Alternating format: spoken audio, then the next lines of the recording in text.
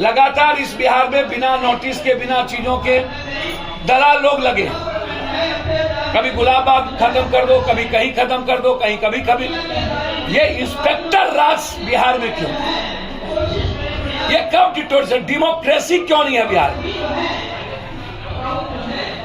हम चुनाव प्रक्रिया से जाते हैं ना, लोकतंत्र को कौन चलाएगा? पीएम, सीएम या कलेक्टर या पदाधिकारी, दरोगा? पूरा का पूरा सिस्टम दलालों की मुट्ठी में है। किसका घर टूटना है, किसको नोटिस नहीं मिलना है, किसका दुमाला बचना है, किसका झोपड़ी उजड़ देना है।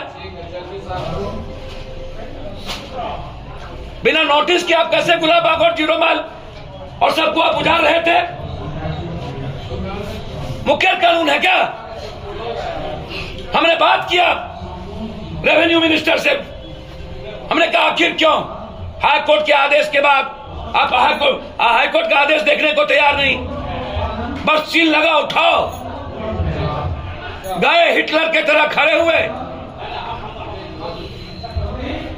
सारा कुकर में डूबा हुआ है पदाधिकारी, और उसके बाद वो और यहाँ के जनप्रतिनिधि मौत की तरह काम करते हैं।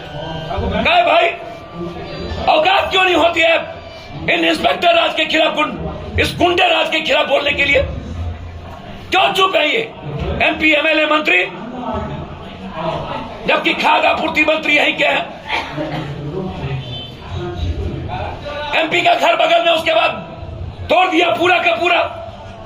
एमएलए गुलाबबाग का फोड़ दिया, बस वोट लेने के लिए।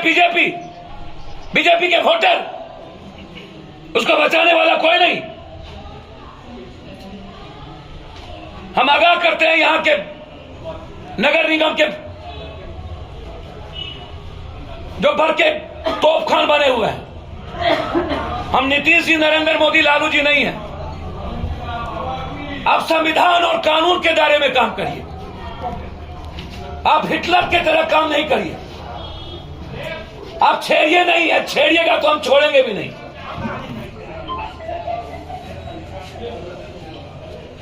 गुलाबबाग और पूर्णिया पर किसी की नजर, चाहे कोई हो, गिद्ध दृष्टि पड़ी तो हम आर पार युद्ध के लिए तैयार हो। और धर्म युद्ध में पप्पू यादव कभी चिंता नहीं करता। हम मरेंगे या रहेंगे, इंसान के बचाने में हमारी कोई कीमत नहीं है। कोई व्यवस्था नहीं होता है कि वह 1 महीना, 2 महीना, 3 महीना सस्टेन कर पाए, जिसका नतीजा होता है कि वो कल के दिन और भी हमें कम पैसा ना मिले, बिचौलिया हमारे चीजों को जल्दी खरीद लेता है। तो सरकार को चाहिए, मंडी सिस्टम बहुत इंपॉर्टेंट है। हम मांग करते हैं, यदि किसानों को आप जिंदा रखना चाहते हैं तो सिर्फ ऊपर से नहीं, आप किसान को खेती को उद्योग का दर्जा दे दीजिए, मंडी सिस्टम ले आइए, किसान को दाम लगाने की कीमत आप दे दीजिए कि जितनी लागत उसका 10% आप किसान तय कर ले। और बाजार को आप बाजार में मत दीजिए, बाजार सिस्टम को खत्म कर दीजिए। सरकार अनाज खरीदे और सरकार बाजार में बेचे, तो ये गलत है। दूसरी चीज, सरकार कहती थी उपलब्ध होगा, मैं कहता था डीएपी हो, पोटाश हो, यूरिया हो, ये कंप्लीट हम 1500 रुपया में यहाँ लेकर 2200-2400 रुपया में नेपाल बेच देते, और नेपाल की ब्लैक मार्केटिंग होती रही। सरकार इस पर रोक नहीं लगा पाई। अभी भी सरकार ने धान खरीदने का टारगेट फिक्स किया। पहले तो सरकार को नीलर का जो 30% कटौती है, उस 30% पर सरकार को रोक लगाना होगा। दूसरी चीज, जब बटेदारों का, जब खेतिहर किसान का और सीमांत किसान का जब अनाज दलाल लोग गांव घर में बड़े बड़े व्यापारी खरीद लेते हैं, तब सरकार टैक्स को पैसे देती है। तो जो बटेदार हैं, सीमांत किसान है, खेतिहर किसान है, उनको तो सरकार का मुनाफा मिला नहीं।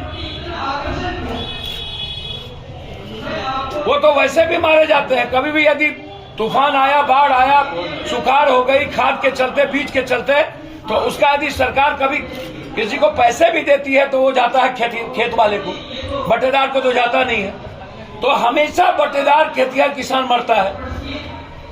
सरकार को चाहिए कि खेत में ही कटौती के वक्त किस तरह सरकार अपने एजेंसीज को, खासतौर पर कोऑपरेटिव को सरकार को रिफॉर्म करना चाहिए। सरकार को किसान को लेकर के जो चीज करने की आवश्यकता है, जैसे जो सबसे पहले सरकार ने जो मंडी सिस्टम खत्म किया था बिहार में, मैं मंडी सिस्टम को लागू करने के साथ साथ हर ब्लॉक में 2 बड़ा, जहां ब्लॉक के लगभग सीमांत किसान, लघु किसान, बटेदारों का अनाज, चाहे वो मक्का हो, चाहे वो जूट हो, चाहे वो मखान हो, चाहे धान हो, जो भी चीजें किसान पैदा करती है वो अपने फसल को कहीं रख पाए।